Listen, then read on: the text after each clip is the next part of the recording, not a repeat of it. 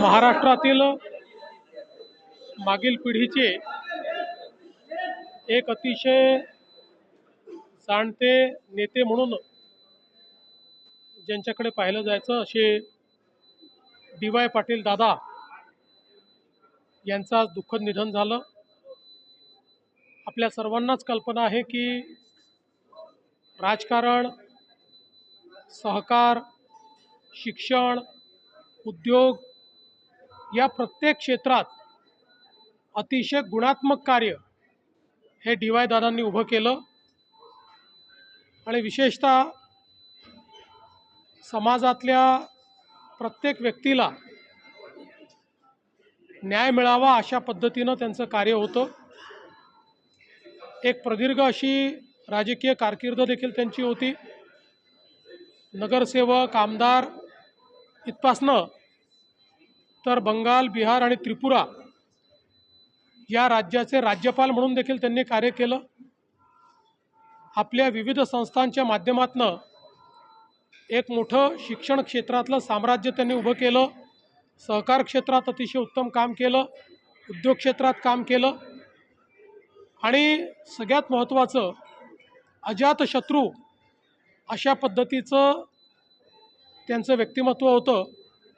समाजातल्या सर्व लोकांशी, सर्व पक्षाच्या लोकांशी, सर्व विचारांच्या लोकांशी अतिशय सलोख्याचे त्यांचे संबंध होते।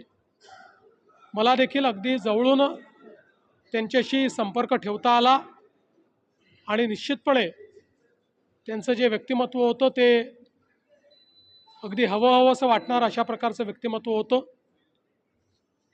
त्यांच्या जाण्यामुळे निश्चितपणे जुन्या पिढीतला एक जाणता नेता, एक द्रष्टा नेता आपल्यातनं निघून गेलेला आहे।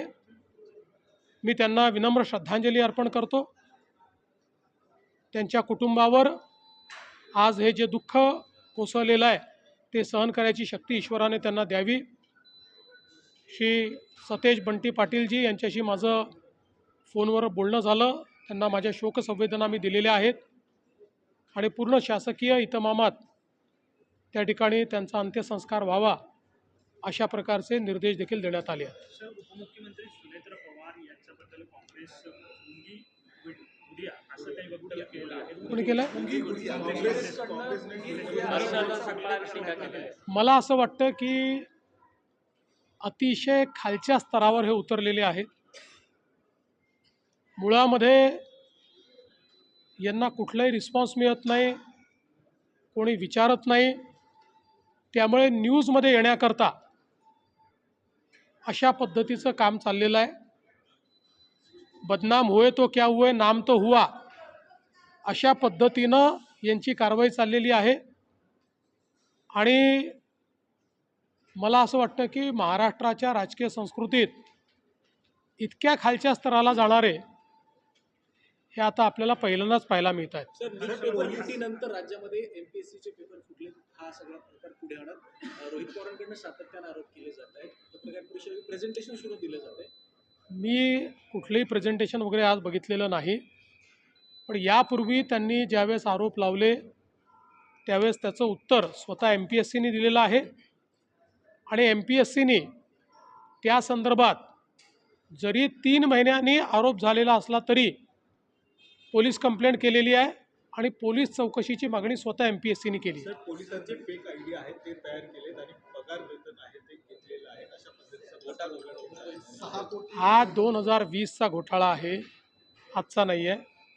2020 सालचा घोटाळा आहे, त्याच्यावर कारवाई चाललेली आहे आणि सगळ्या ज्यांनी घोटाळा केला त्यांना त्या ठिकाणी निश्चितपणे कारवाई झालेली आहे आणि होते।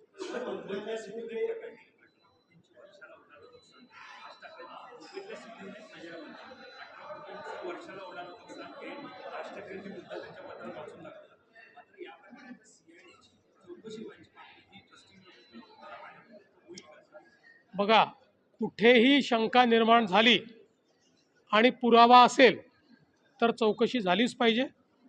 त्यामुळे निश्चितपणे या संदर्भातली सगळी चौकशी केली जाईल। सर, खुनाच्या संशयिताला पुण्यामध्ये बुलेटवर पोलिसांनी